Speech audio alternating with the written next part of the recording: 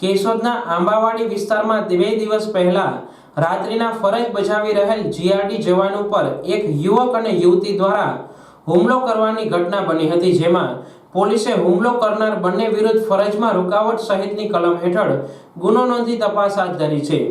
આ અંગે પોલીસમાંથી મળતી વિગત મુજબ જીઆરડી જવાન ભરતકુમાર જયંતિલાલ ભટ્ટ કેશોદના આંબાવાડી વિસ્તારમાં ફરજ બજાવી રહ્યા હતા, ત્યારે મોડી રાત્રિના રખડતા એક યુવક અને યુવતી ત્યાંથી પસાર થયા હતા।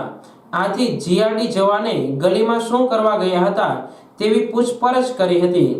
એવામાં યુવક અને યુવતીએ તું અમને પૂછવા વાળો કોણ તેમ કહી ભૂંડી ગાળો બોલી થપ્પડ દઈ ઢીકાપાટુનો માર મારી ચહેરા ઉપર ઉઝરડા પાડી દીધા હતા।